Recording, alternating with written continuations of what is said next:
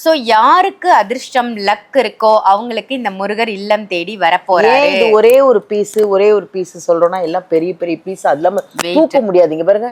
என்னால சிருஷ்டிவெளியில முருகர் எப்படி இருக்கார் அப்படின்னு பாத்தீங்கன்னா தேவ மயிலோட இருக்கார். ரைட் ஹேண்ட் சைட்ல இருந்தா தேவமயில். சோ தேவமயில் வேல் சேவர் கொடியோட நின்ற கோலத்துல இருக்கக்கூடிய சோ நமக்கு ஞானம் வேணும், கல்வி வேணும், செல்வம் வேணும், மெயின் ஒண்ணு வேணும், என்ன வேணும், கடன் இல்லாம வாழ்க்கை. உண்மை அது. கடன் இல்லா வாழ்க்கை வேணும்னா முருகரை இருக வீட்டுல அதுவும் நிக்கிற கோலத்துல இருக்கிற முருகன் இருந்தாலே கடனே இருக்காது. கடனே இருக்காது. இருந்த கடன் எல்லாமே அடைஞ்சிரும் அப்படின்னு எல்லாமே இங்க சிருஷ்டி ஒளியில நீங்க வந்து கேட்டீங்கனாலே சொல்லுவாங்க. நம்ம சொல்றதை விட நிறையவே அது இல்லாம என்னன்னா இங்க அப்படியே எடுத்தெல்லாம் கொடுக்கறது இல்ல, எல்லாமே பூஜையில வச்சு ஹோமத்துல வச்சு இதுக்கு ஒரு உருவேத்தி தான் உங்களுக்கு கொடுக்குறாங்க. அதனால முருகன் வீட்டுக்கு வந்த உடனே உங்க கடன் தீரும், உங்களோட வியாதி குணமாகும், உங்க பிரச்சனை எல்லாமே தீரும்.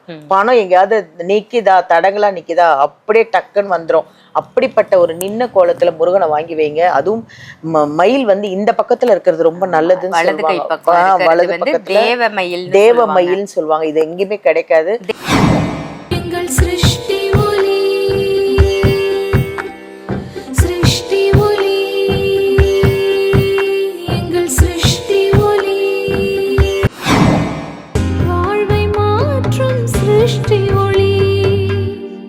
சிருஷ்டி ஒளி சொந்தங்கள் அனைவருக்கும் அன்பான வணக்கம்.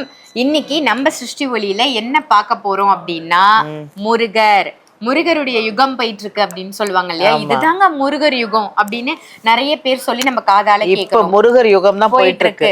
சோ முருகரை பிடிக்காத மனிதர்களே கிடையாது அப்படின்னு சொல்லலாம். அழகன் அப்படின்னா டக்குனு ஞாபகம் அழகென்ற சொல்லு முருகன் தான். சோ முருகர் அப்படின்னாலே எல்லாருக்குமே ரொம்ப பிடிக்கும். கேட்டதை கேட்ட மாத்திரத்தில் இந்த சன மாத்திரம்னு சொல்லுவாங்கல்ல, அப்படி அள்ளி கொடுக்கக்கூடிய தெய்வங்கள்ல முருகர் தான் முதன்மை இடம் அப்படின்னு சொல்லலாம். சோ நம்ம சிருஷ்டி ஒளியில முருகர் எப்படி இருக்கார் அப்படின்னு பாத்தீங்கன்னா தேவ மயிலோட இருக்கார். ரைட் ஹேண்ட் சைட்ல இருந்தா தேவமயில். சோ தேவமயில் வேல் சேவர் கொடியோட நின்ற கோலத்துல இருக்கக்கூடிய முருகர்.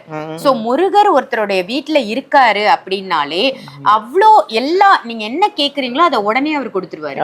உங்களுக்கு என்ன தேவையோ, இப்ப ஒரு வீட்டுல ஒரு பிள்ளை தப்பு பண்ணுது அப்படின்னா அதை வந்து பேரண்ட்ஸ் பார்த்து நம்ம வந்து கேட்போம் இல்லையா, ஏன் இதை பண்ண, அதை கேட்கறதுக்கு முன்னாடியே முருகர் அதை திருத்திடுவாரு. ஆமா. சோ அந்த அளவுக்கு வல்லமை பெற்ற ஒரு தெய்வம் யார் அப்படின்னா புத்தி சொன்னாரு. ஆமா, அவங்க அப்பாக்கே பாடம் கத்து கொடுத்தவர் தான் முருகர் அப்படின்னு பாருங்களேன். நம்மளுடைய தலையெழுத்தை மாற்றக்கூடிய தெய்வம் யாருன்னா அது முருகர் தான். நீங்க நினைக்கலாம் பிரம்மா தானே நம்ம தலைவிதியை எழுதினாரு, சோ பிரம்மா தானே அதை மாத்த முடியும் அப்படின்னு நினைக்கலாம். ஆனா ஓம் எனும் பிரணவ மந்திரத்தை பிரம்மா மறந்த போது பிரம்மாவையே சிறையில அடைச்சு இவர் தான் உலகத்தையே சிருஷ்டி பண்றாரு. முருகர் தான் பிரம்மனோட வேலையை இவர் பார்த்தாரு. அப்போ சிவபெருமான் கேட்கும் பொழுது எப்படி நீ பிரம்மாவோட தொழிலை நீ எடுத்து செய்ய முடியும், நீ எப்படி பண்ற அப்படின்னு கேட்கும் பொழுது அப்பதான் சிவனுக்கு வந்து உபதேசம் சொல்றாரு முருகர். நீ வந்து எனக்கு சிஷ்யனா மாறு, நான் உனக்கு சொல்றேன் எப்படி இந்த உலகத்தை நான் வந்து படைக்கிறேன் அப்படின்றத நான் சொல்றேன்னு சொல்லி, அதுதான் அப்பனுக்கே புத்தி சொன்ன சுப்பன் அப்படின்னு சொல்லுவாங்க இல்லையா. அந்த அளவுக்கு வல்லமை பெற்றவர் தான் முருகர் அப்படின்னு சொல்லலாம். சோ நீ சொல்றது ரொம்ப அழகா இருக்குடி. கேமரா ரொம்ப அழகா, பெரிய ஸ்டோரிய எவ்வளவு அழகா என்னன்னா நிறுத்தாம கரெக்டா சொல்றது. இப்போ நான் இருக்கிற இடம் எது? ஆமா, அது சிருஷ்டி ஒளியில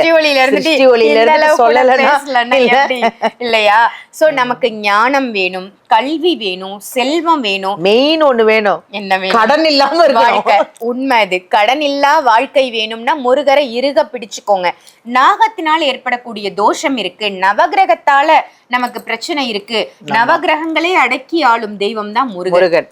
பாருங்களேன், முருகன் வீட்டுல அதுவும் நிக்கிற கோலத்துல இருக்கிற முருகன் இருந்தாலே கடனே இருக்காது. கடனே இருக்காது. இருந்த கடன் எல்லாமே அடைஞ்சிரும் அப்படின்னு எல்லாமே இங்க சிருஷ்டி ஒளியில நீங்க வந்து கேட்டீங்கனாலே சொல்லுவாங்க.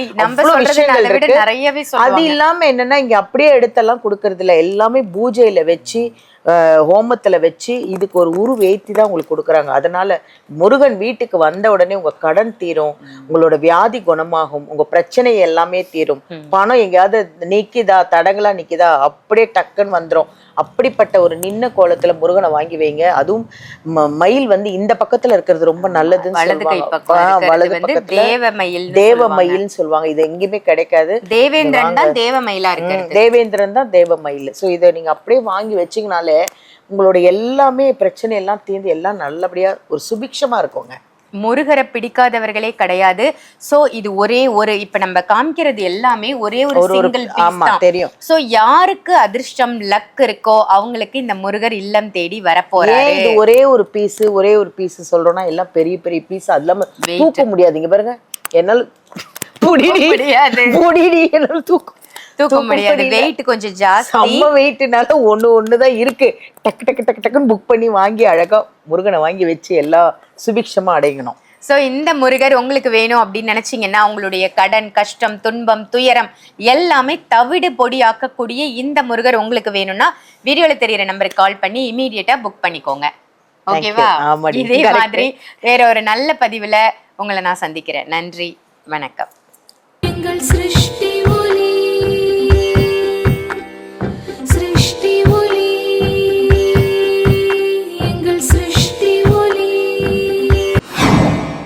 வாழ்வை மாற்றும் சிருஷ்டி